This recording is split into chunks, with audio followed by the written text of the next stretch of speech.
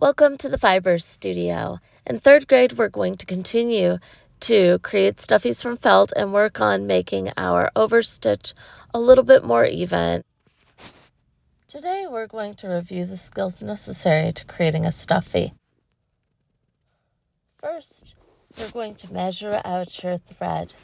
So I take the thread and I stretch it along the piece of tape on the supply table and snip it off at the end. You'll take it back to your table. Next, you're going to thread your needle. Okay, when you thread your needle, you look for the eye of the needle. That's the hole in the needle. And you hold your thread so it barely sticks up from between your fingers. You lower the eye on top of it and work that and pull it through. Then I find the two ends, I put them together, and then I pull the needle down to the other side. So I've got the needle at one end and the ends are together. Now I'm ready to tie a knot. Okay, I take the ends, I loop them around, I lay them down, I lift up the loop, I pull the ends through. Let's watch that again. I make a loop, lay it down, then I come in, I pick up my loop, take both ends through the loop, I pull them, holding the string in place with one hand, pulling with the other. I have my knot. The overstitch. The overstitch is a good stitch to use when you're sewing up a stuffy.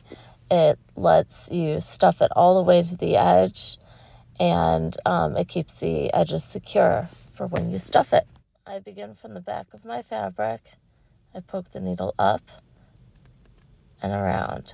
I poke it up and wrap it over the edge of the fabric. Up, pull, and over the edge of the fabric. Up. Make sure you're going through both layers of fabric and try to make your stitches even. That means the same distance apart from one another.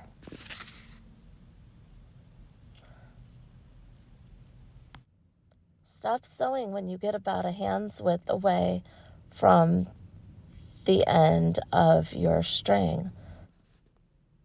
See, the string is about as long as the width of my hand. So you have a choice between what kind of knot you want to do. Here's the 3-stitch knot. You pile 3 stitches on top of one another.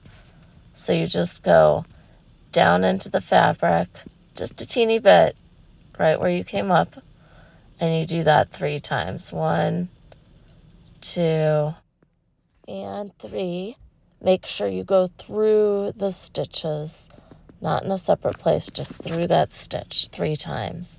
It should be secure. You can give it a tug, see if it's secure, and then you'll snip off the extra thread. Another way to tie a knot is a granny knot. You trim your string and take the needle off, and you separate the threads, and then you crisscross your ends like you're tying your shoe.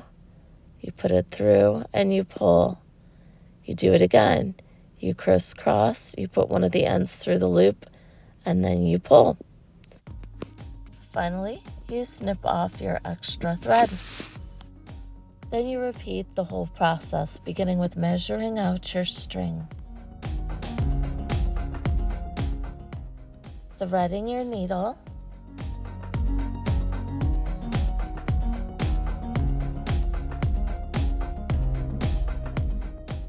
Tying your knot. Getting ready to do the overstitch. I'm starting between the layers of fabric to hide the tail of my string. You don't have to do that, but you can if you like. Now I'm doing the overstitch, up, around the edge and over. Make sure your fabric is together, that you're going through both layers, and that your stitches are even.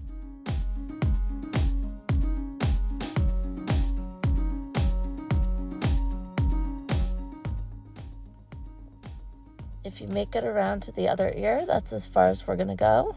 Remember, you can do your 3-stitch knot.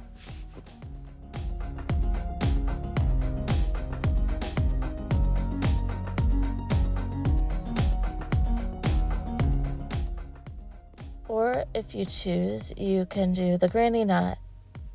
Crisscross through. Let's slow it down. Crisscross your ends. Take the bottom one, put it through the loop, and pull. So we've done that twice.